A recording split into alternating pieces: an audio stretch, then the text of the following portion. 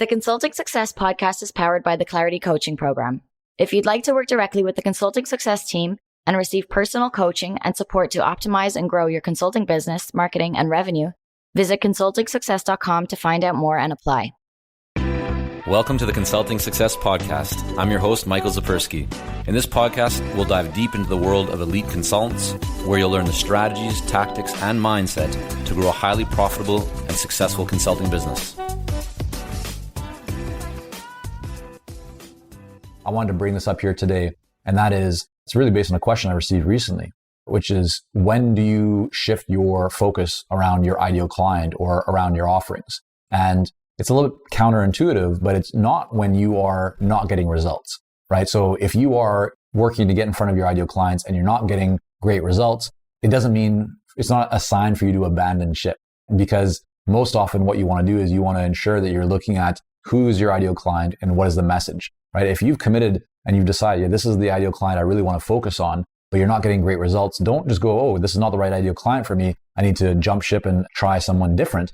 Look at, is your message tailored and focused enough for that ideal client? Is it being specific enough to them? Is it truly resonating with them? Are you getting in front of them consistently and on an ongoing basis? So shifting or changing who your ideal client is or what services or products you're offering is not typically, should not be done when you're not getting great results. It should be done as you're starting to see better results. That's kind of the part's a little bit counterintuitive there. But what I mean by this is, as you are getting in front of your ideal clients and the marketplace, over and over again, as you're essentially developing and creating more data, right? More feedback, more points of interaction where you're seeing that things are working, you're seeing that things aren't working, you're getting great results here, not so great results there. You want to really take note of that, right? You want to essentially capture that result or that response. And when you're seeing that something is working really great, well, do more of it, right? When you're seeing that a certain type of ideal client, a certain type of person, a certain type of company, a certain whatever it is really connecting, it's really landing. You're getting a great response from a certain type of person. You're helping to achieve really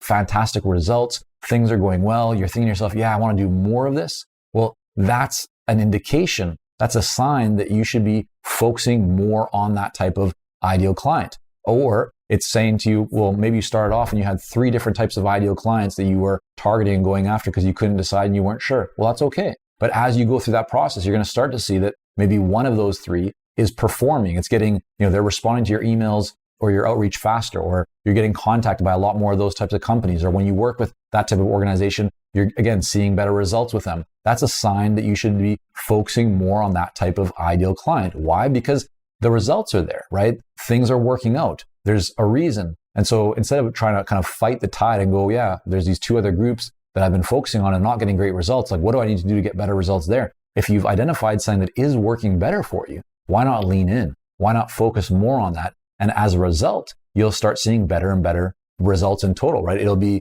an actual exponential improvement because you're removing the waste, right? You're removing the inefficiency. You're getting rid of the things that don't work in your business and you're focusing on those that do. And in fact, you're doubling down. You're focusing more on the areas that are actually creating better results for you. So in terms of, the question, should you shift or when should you shift to a different ideal client or a different focus or a different message or a different service or a different product? Look not only to just thinking about well, if something isn't working, actually think more about what is working and do more of what's working. It's the same with marketing, actually, right? A lot of times people will tell you, these marketing gurus online, that you need to do this type of funnel here or this kind of technology there or this new social media thing here. It's like, you have to have all these different tactics and methods.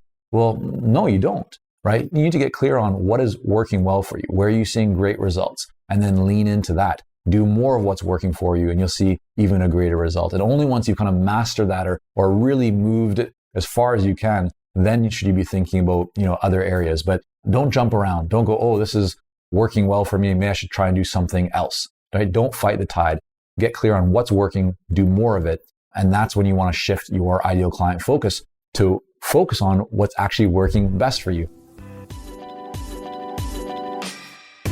Thank you for joining us on this episode of the Consulting Success Podcast. For more episodes and to subscribe, rate, and leave a review, head on over to iTunes. And if you'd like to develop consistent lead flow and a highly profitable consulting business, learn more about our coaching programs at consultingsuccess.com.